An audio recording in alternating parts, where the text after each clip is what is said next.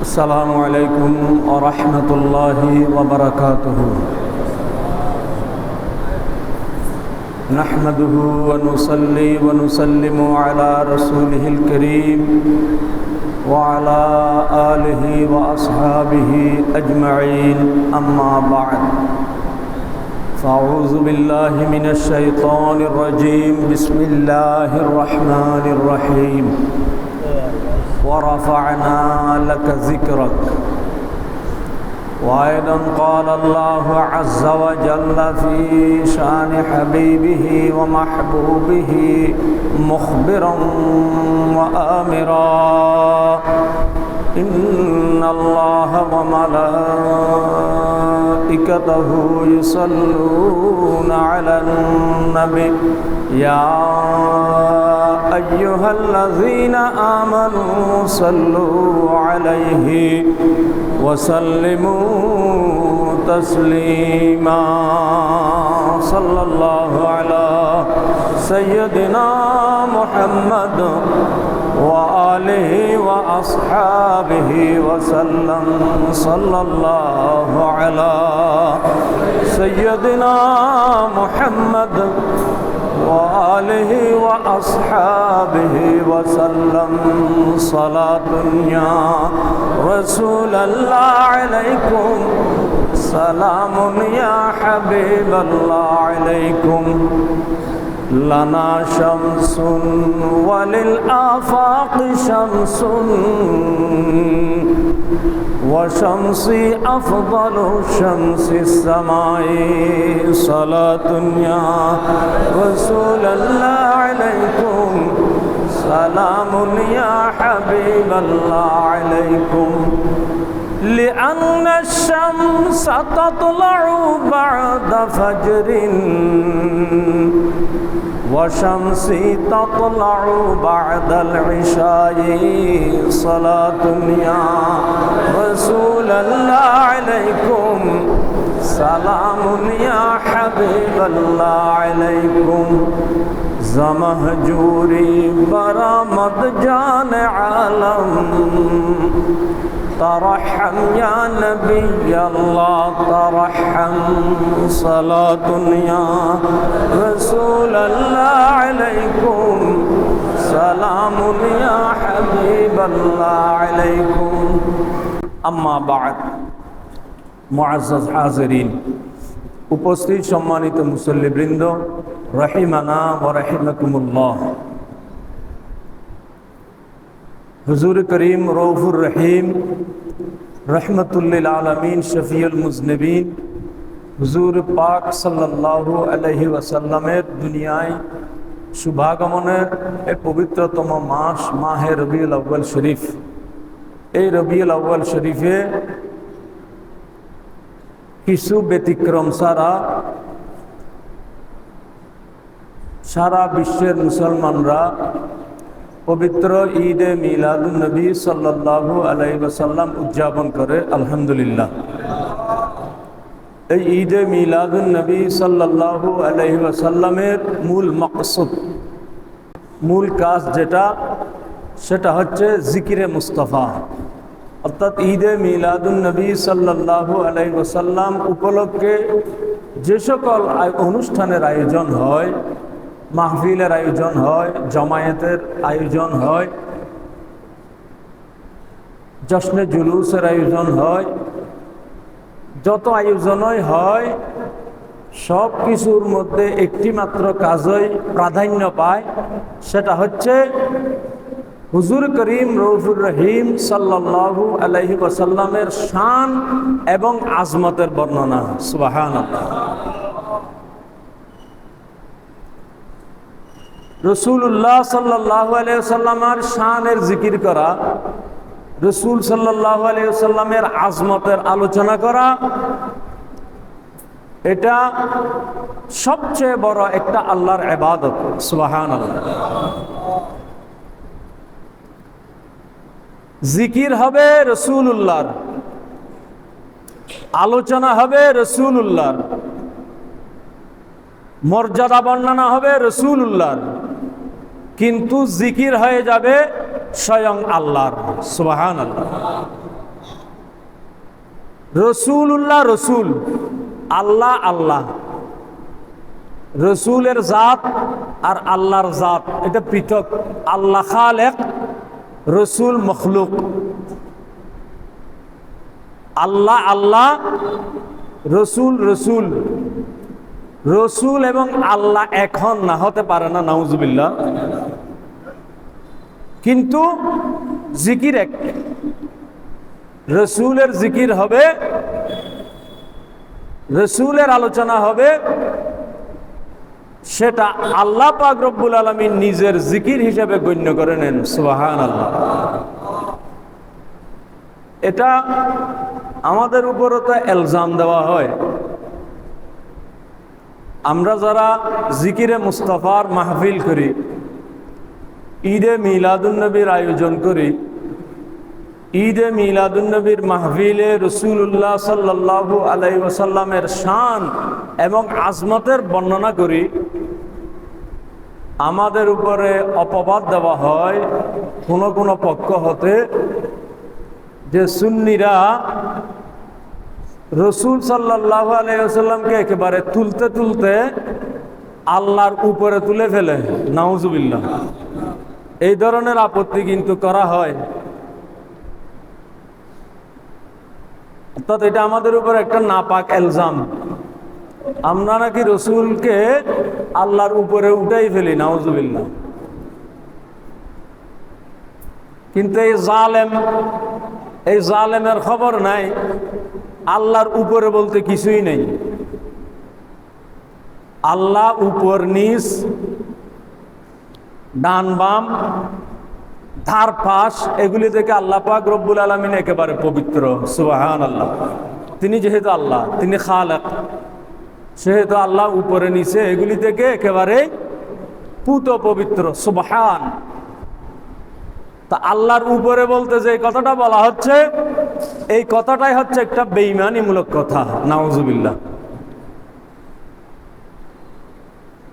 যখন এটা বুঝিয়ে দেওয়া হয় তখন বলা হয় যে না, আল্লাহর উপরে উঠাই ফেলো বলতে আমরা বলি যে তোমরা রসুলুল্লাহর জিকির খুব বেশি করো, রসুলুল্লাহর আলোচনা খুব বেশি করো। এটাকে আমরা বলতে গিয়ে হয়তো কোনো সময় আল্লাহর উপরে তুলে ফেলো, এটা বলে ফেলি আর কি। তাহলে বোঝা গেল আমাদের উপর আপত্তি হচ্ছে আমরা রসুলুল্লাহর জিকির বেশি করি, এটাই তাদের আপত্তি। এখন কথা হচ্ছে আমরা রসুলুল্লাহর জিকির বেশি এটা আমরা করি, এটা ঠিক আছে, আমরা আমাদের সাধ্য অনুযায়ী রসুল পাক সাল্লাল্লাহু আলাইহি ইসলামের জিকির করার চেষ্টা করি, আলহামদুলিল্লাহ। কিন্তু রসুল সাল্লাল্লাহু আলাইহি ইসলামের এই জিকিরকে যে সর্বাধিক উচ্চ স্থান করে দিয়েছেন, এটা আল্লাহর কোনো বান্দা করেন নাই, বরং আল্লাহ তাআলা রব্বুল আলামিন নিজেই বলেছেন ওয়া রাফা'না লাকা যিকরাক। হে রসুল, আমি আপনার জিকিরকে সর্বোচ্চ মর্যাদায় আসীন করে দিয়েছি। সুবহানাল্লাহ। তাহলে রসুলুল্লাহর মর্যাদাকে, রসুলুল্লাহর জিকিরকে সর্বোচ্চ মর্যাদায় যে আসীন করে দিলেন, উপনীত করে দিলেন, এটা করেছেন স্বয়ং রব্বুল আলামিন। সুবহানাল্লাহ। আমরা কোন স্যার রসুলুল্লাহর মান মর্যাদা তুলে ধরার? আমরা নিজেরা কিছু রসুলুল্লাহর মান মর্যাদা বর্ণনা করে, রসুলুল্লাহর কিছু জিকির করে আমরা নিজেদেরকে কিছুটা ধন্য করতে চেষ্টা করি। সুবহানাল্লাহ। নয়তো রসুলুল্লাহর জিকিরকে আমরা বাড়াতে পারবো যে রসুলুল্লাহর জিকিরকে স্বয়ং রব্বুল আলামিনে সমুন্নত করেছেন। সুবহানাল্লাহ। তাহলে আমরা যেটা করি সেটা আল্লাহর সুন্নতের বাস্তবায়ন করি। সুবহানাল্লাহ। এই ওয়া রাফা'না লাকা যিকরাক, হে রসুল, আপনার জিকিরকে আমি আল্লাহ সমুন্নত করেছি, উচ্চে উপনীত করেছি। এই আয়াতের তাফসীরের মধ্যে এসেছে হাদিসে কুদসি, যে আল্লাহ তাআলা বলছেন যে আপনার জিকিরকে, হে রসুল, আপনার জিকিরকে যে আমি সর্বোচ্চ মর্যাদায় উপনীত করেছি, এর অর্থ হচ্ছে জাআলতু যিকরাকা যিকরি। হে রসুল, আমি আপনার জিকিরকে আমি আল্লাহর জিকির হিসেবে পরিগণিত করেছি। সুবহানাল্লাহ। আল্লাহ বলছেন, হে রাসূল, আপনার জিকিরকে আমি আল্লাহর জিকিরে আমি পরিণত করে দিয়েছি। সুবহানাল্লাহ। তাহলে এখন রাসূলুল্লাহর জিকির হলেই, রাসূলুল্লাহর আলোচনা হলেই, রাসূলুল্লাহর শান এবং আজমতের বর্ণনা হলেই সেটা আল্লাহর জিকিরে পরিণত হয়ে যায়। সুবহানাল্লাহ। ফামান যাকারাকা যাকারানি। ইয়া রাসূলুল্লাহ, কোন বান্দা যখন আপনার জিকির করবে, আপনার আলোচনা করবে, আমি আল্লাহ সেই জিকিরকে, সেই আলোচনাকে আমি আল্লাহর আলোচনা, আমি আল্লাহর জিকির হিসেবে গণ্য করে নিই। সুবহানাল্লাহ। তাহলে আমরা যেটা করি, রাসূলুল্লাহ সাল্লাল্লাহু আলাইহি ওয়াসাল্লামের শান এবং আজমতের যে বর্ণনা করি, জিকির করি, এই জিকির মূলত আমরা করি রাসূলুল্লাহর, কিন্তু এটা হয়ে যায় আল্লাহর জিকির। সুবহানাল্লাহ। এটা সাহাবায়ে কেরামও পছন্দ করতেন। রসুলের একটু আলোচনা হবে, রসুলের একটু জিকির হবে, এটা সাহাবীরা পছন্দ করতেন। সাহাবীরা রাসূলুল্লাহর জিকির পছন্দ করতেন, রাসূলুল্লাহর আলোচনা পছন্দ করতেন, রাসূলুল্লাহর শান মানের বর্ণনা পছন্দ করতেন, রাসূলুল্লাহকে খুশি করতে চাইতেন, রাসূলুল্লাহকে একটু রাজি করতে চাইতেন। সুবহানাল্লাহ। আমরাও আলহামদুলিল্লাহ সেই রীতির উপরে আছি।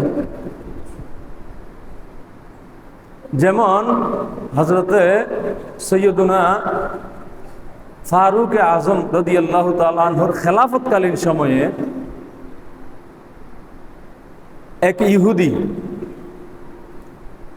ও মুসলিম হযরত ওমর ফারুকের খেদমতে এসে বললেন, আমিরুল মুমিনিন, আমি ইসলাম গ্রহণ করব, ঈমান আনব,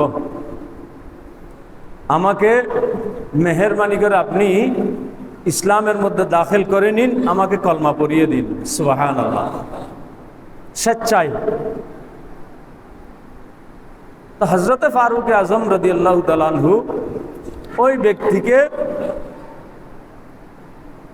কলমা পড়িয়ে মুসলমান বানিয়ে দিলেন। সুবহানাল্লাহ। সেই ব্যক্তি মুসলমানের অন্তর্ভুক্ত হয়ে গেল। যেহেতু হযরত ওমর ফারুকের হাতে ইসলাম গ্রহণ করেছেন, হযরত ওমর ফারুক একজন সাহাবী, সাহাবীর সাথে যখন তার সাক্ষাৎ হলো, সেই ব্যক্তি তাবেঈর মর্যাদা পেয়ে গেল। সুবহানাল্লাহ।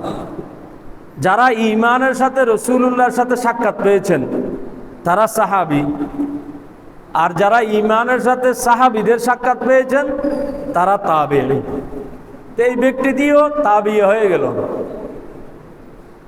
হযরত ওমর ফারুক রাদিয়াল্লাহু তাআলা আনহু এই ব্যক্তির কাছ থেকে একটু কৌতূহলবশত জিজ্ঞাসা করলেন, জানতে চাইলেন যে তুমি যে ইসলাম গ্রহণ করলে, মুসলমান হয়ে গেলে, কোন কাজটি দেখে বা কোন কারণে তুমি এই ইসলামের প্রতি আকৃষ্ট হয়েছ, দিন গ্রহণের প্রতি তুমি উদ্বুদ্ধ হয়েছ, কোন বিষয়টি তোমাকে আকৃষ্ট করেছে, এটা জানতে চাইলেন। সে তো ইসলাম গ্রহণ করে ফেলেছে, মুসলমান হয়ে গেছে, তাবেঈ হয়ে গেছে, এটা কৌতূহলবশত জিজ্ঞাসা করলেন হযরত ওমর ফারুক, ইসলামের কোন সৌন্দর্য তোমাকে আকৃষ্ট করেছে? তখন সেই নও মুসলিম তাবেঈ কি জবাব দিচ্ছেন? সে বললেন, হে আমিরুল মুমিনিন, আমি রাসূলুল্লাহ সাল্লাল্লাহু আলাইহি ওয়াসাল্লামের তিনটি কথাকে আমি সামনে রেখে আজকে ঈমান এনেছি। সুবহানাল্লাহ। তিনটি কথা কি? রাসূলুল্লাহ সাল্লাল্লাহু আলাইহি ওয়াসাল্লামকে মক্কা মুআজ্জামায় কাফিররা থাকতে দিল না, জুলুম অত্যাচার সব কিছুর যা করার সব কিছু করলো মক্কার কাফেররা। অবশেষে আল্লাহ পাক রব্বুল আলামিনের হুকুম পেয়ে রসুল সাহাবীদেরকে নিয়ে মক্কা মুআজ্জামা থেকে মদিনা মুনাওয়ারায় হিজরত করে চলে আসলেন। মদিনায় হিজরত করে চলে আসলেন। মদিনা শরীফে রাসূল সাল্লাল্লাহু আলাইহি সাল্লাম ইসলামী সমাজ, ইসলামী রাষ্ট্র প্রতিষ্ঠা করলেন। আল্লাহর জমিনের মধ্যে আল্লাহর দ্বীন, আল্লাহর হুকুম আহকাম, আল্লাহর বিধান মোতাবেক সমাজ রাষ্ট্র পরিচালনা করছেন, আলহামদুলিল্লাহ। কিন্তু মক্কা কাফেরদের হাতে রয়ে গেল। ইসলামের আলো মক্কায় পৌঁছতে পারেনি, ইসলামী হুকুমত মক্কায় প্রতিষ্ঠা লাভ করেনি। কিন্তু রাসূল সাল্লাল্লাহু আলাইহি ওয়াসাল্লাম বলেছিলেন, এই মক্কা মুআজ্জামা এক সময় বিজিত হবে মুসলমানদের হাতে, মক্কা বিজয় হবে এবং মক্কার মধ্যেও ইসলামী হুকুমত প্রতিষ্ঠিত হবে। সুবহানাল্লাহ। তো ওই নও মুসলিম বলছেন, রাসূল বলেছেন মক্কা বিজয় হবে। আমি অপেক্ষায় ছিলাম রাসূল যে এই কথাটি বললেন মক্কা বিজয় হবে, এটা সত্য কিনা। আমি অবশেষে লক্ষ্য করলাম রাসূলুল্লাহ সাল্লাল্লাহু আলাইহি ওয়াসাল্লামের জীবদ্দশায়, দুনিয়ায় থাকতেই ৮ম হিজরিতে মক্কা বিজয় হয়ে গেল। সুবহানাল্লাহ। আমি বুঝতে পারলাম রাসূল সাল্লাল্লাহু আলাইহি ওয়াসাল্লামের কথা অবশ্যই অবশ্যই সঠিক। সুবহানাল্লাহ। রাসূল যে ভবিষ্যৎবাণী করেছেন এটা তো গায়েবের বিষয়। ভবিষ্যতে কি হবে না হবে দুনিয়াবি কোনো উপায় উপকরণ ছাড়া যে বিষয়গুলি বলা যায়, জানা যায়, সেগুলিকে বলা হয় গায়েব। তাহলে রাসূল এখানে মক্কা বিজয় হবে এই খবরটি অনেক আগে দিয়েছিলেন। সুবহানাল্লাহ। এবং একজন অমুসলিম বিশ্বাস করেছিলেন যদি তিনি নবী হন তার কথা অবশ্যই সত্য হবে। এতদিন পরে এসে সেই সত্যতা পেয়েছে। ওই নও মুসলিম আবার বলল, রাসূলুল্লাহ সাল্লাল্লাহু আলাইহি ওয়াসাল্লাম আরেকটা কথা বলেছিলেন একটা সময় ইরান বিজয় হবে। ইরানেও তখনও ইসলামী সাম্রাজ্য বিস্তৃত হয়নি, ইরানও অমুসলিমদের দখলে ছিল। হযরতে সৈয়দুনা ফারুক আজম রাদিয়াল্লাহু তাআলা আনহুর জামানায় এসে ইরান মুসলিম খেলাফতের অন্তর্ভুক্ত হয়ে গেল। সুবহানাল্লাহ। ইরানও বিজয় হয়ে গেল। হযরতে ফারুক আজমের সময়ে তো ইসলামী সাম্রাজ্য বিস্তৃতি লাভ করেছিল, বিশাল ইসলামী খেলাফতের অধীনস্থ হয়েছিল বিশাল এলাকা। সেই এলাকার মধ্যে একটি ছিল ইরান। তখন ওই নও মুসলিম বললেন রাসূলুল্লাহ সাল্লাল্লাহু আলাইহি ওয়াসাল্লাম একবার বলেছিলেন ইরান বিজয় হবে। আমি সেটার অপেক্ষায় ছিলাম। আসলে রাসূল যে বলেছেন ইরান বিজয় হবে, আসলে হবে কিনা। কিন্তু আমি লক্ষ্য করলাম, হে আমিরুল মুমিনিন, আপনার খেলাফতকালীন সময়ে ইরানও আপনার খেলাফতের অধীনস্থ হয়েছে। সুবহানাল্লাহ। রাসূলুল্লাহ সাল্লাল্লাহু আলাইহি ওয়াসাল্লাম দীর্ঘ সময় আগে দুনিয়ায় আমাদের চর্মচক্ষুর সামনে থাকতে যখন যে মন্তব্য করেছিলেন, এতদিন পরে এসে দেখি সেই কথাটিও সত্যে বাস্তবায়িত হয়েছে। সুবহানাল্লাহ। তাহলে এই দুইটি বিষয় আমি সত্য পেয়ে গেছি। এই দুইটি বিষয় সত্য পেয়ে আমি আপনার হাতে ইসলাম গ্রহণ করেছি। সুবহানাল্লাহ। আরো একটি কথা রাসূল আমাকে বলেছিলেন, সেটার জন্য আমি অপেক্ষায় আছি। সেটা কি? রাসূল সাল্লাল্লাহু আলাইহি ওয়াসাল্লাম আমাকে বলেছিলেন মানুষ দুনিয়ায় বসবাস করার পরে একটা সময় হবে মানুষ মারা যাবে। মারা যাওয়ার পরে আলমে বরজখ, যেটা কবর জীবন, কবর জীবনের পরে কিয়ামতের ময়দানে সবাই উত্থিত হবে। সেখানে আল্লাহ পাক বিচার ফয়সালা করবেন। তখন আমি, ওই নও মুসলিম বলছে, আমি তাচ্ছিল্য করে বলেছিলাম, হে রাসূল, আপনি যেটা বলছেন এটা আমার বিশ্বাস হচ্ছে না, এটা কিভাবে হয়? মানুষ কখন মরে যাবে, মরে যাওয়ার পরে কবরস্থ করলে মানুষের শরীর, দেহ, হাড় গুড় এগুলো পচে যাবে, গলে যাবে, নষ্ট হয়ে যাবে, মাটিয়ে খেয়ে ফেলবে। এই মানুষগুলি আবার কখন লক্ষ বছর পরে, হাজার বছর পরে, কোটি বছর পরে আবার কখন কিয়ামতের ময়দানে আবার উত্থিত হবে, আমি এই কথা বিশ্বাস করি না। অন্য মুসলিম বললাম, আমি রসুলকে এটা কথা বলেছিলাম। তখন রসুল সাল্লাল্লাহু আলাইহি ওয়াসাল্লাম আমাকে আমার হাত ধরে বললেন, এইভাবে আমার হাত ধরে এইভাবে উঁচু করে বললেন, ওই কিয়ামতের ময়দানে আমি তোমাকে এই হাত ধরে এইভাবে বলবো, তুমি কি এখন বিশ্বাস করছো এই কিয়ামতের ময়দান কায়েম হয়ে গেছে? সুবহানাল্লাহ। রসুল আমাকে এভাবে বলেছেন, কিয়ামতের ময়দান যখন কায়েম হবে আমি তোমার হাত ধরে এভাবে উঁচিয়ে বলবো যে, দেখতে পাচ্ছ তুমি কিয়ামত কায়েম হয়ে গেছে, এখন কি তুমি বিশ্বাস করো?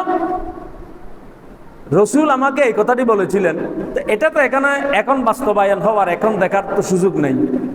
এটা তো কিয়ামতের দিনের কথা রসুল বলেছেন।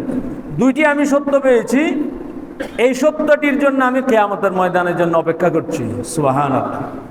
তখন ফারুক আজম বললেন, তুমি তো বুঝতে পারো নাই, রসুল যে তোমার হাত ধরে উঁচিয়ে বলেছিলেন, এইভাবে হাত উঁচিয়ে আমি তোমাকে বলবো কিয়ামতের দিনে কিয়ামত কায়েম হয়ে গেছে, তুমি কি দেখতে পাচ্ছ? এটার মাধ্যমে রসুল সাল্লাল্লাহু আলাইহি ওয়াসাল্লাম ইশারা করেছেন তুমি এক সময় মুসলমান হবে। সুবহানাল্লাহ। এই ব্যক্তি বলল, হে ফারুক আজম, এটা কিভাবে বুঝলেন আপনি? আমি যে ইসলাম গ্রহণ করবো, এটা কিভাবে এর মধ্যে ইশারা আছে? তখন ফারুক আজম বললেন, যে রাসূলুল্লাহ সাল্লাল্লাহু আলাইহি ওয়াসাল্লামের নূরানি হাতে তোমার হাত ধরেছেন, হাতকে উপরে উঁচিয়ে ধরেছেন, সেই ব্যক্তি কখনো জাহান্নামী হতে পারে না। সুবহানাল্লাহ। রাসূল যেহেতু তোমার হাত ধরেছেন, এজন্য এটা নিশ্চিত হয়ে গেছে তুমি অবশ্যই জান্নাতি। তো তুমি জান্নাতি হওয়ার জন্য তো তোমাকে ঈমান আনতে হবে, তুমি মুমিন হতে হবে। রাসূলুল্লাহর সেই কথার বাস্তবায়ন আজকের দিনে হয়ে গেছে। সুবহানাল্লাহ। তাহলে রসুলের এই যে বিষয়গুলি, এগুলি হচ্ছে গায়েবের বিষয়। তো গায়েবের বিষয়, মক্কা বিজয় হবে, ইরান বিজয় হবে, এই মানুষটি ইমানদার হবে, এগুলি যে রাসূল সাল্লাল্লাহু আলাইহি ওয়াসাল্লাম বলেছেন, এগুলি সব কিছু গায়েবের বিষয়। সুবহানাল্লাহ। তো গায়েবের বিষয় রাসূল এগুলি জানলেন কিভাবে?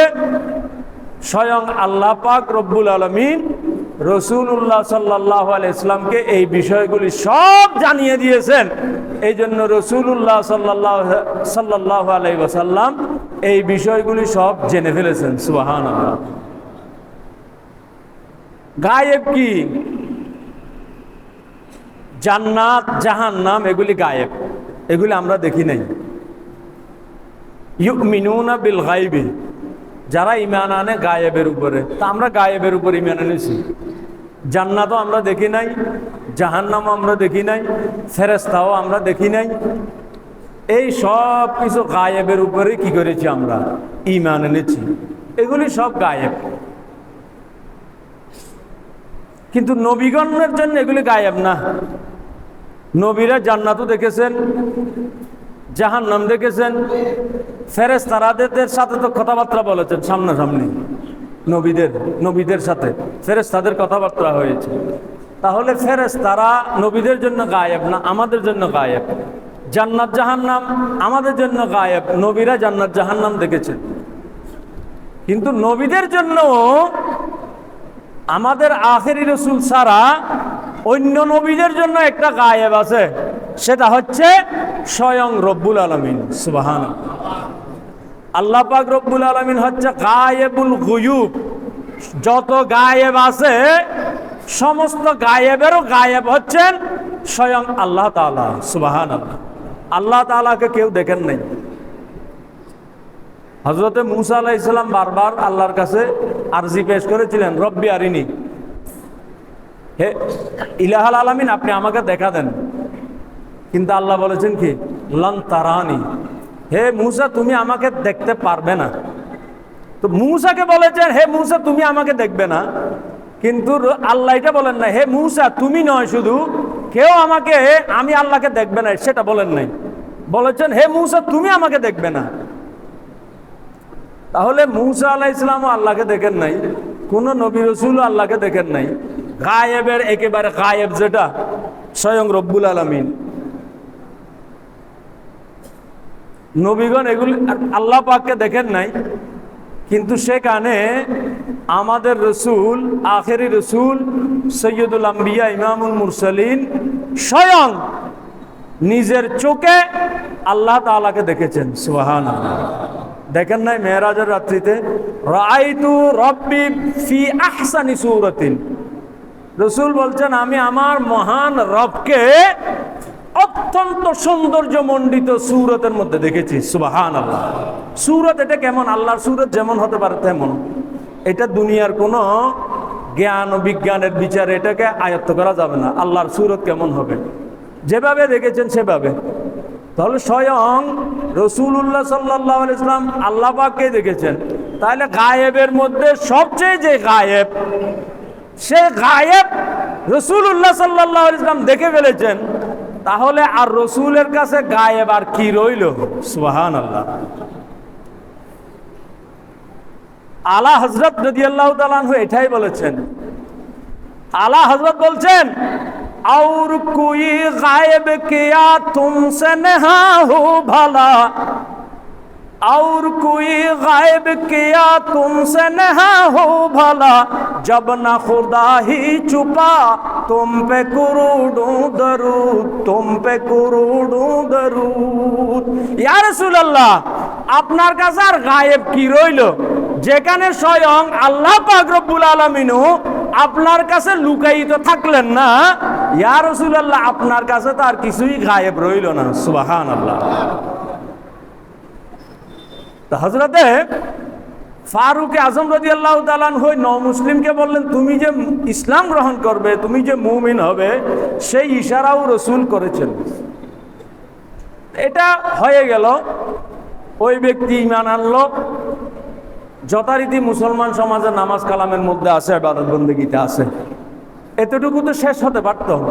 কিন্তু কয়েকদিন পরে হযরত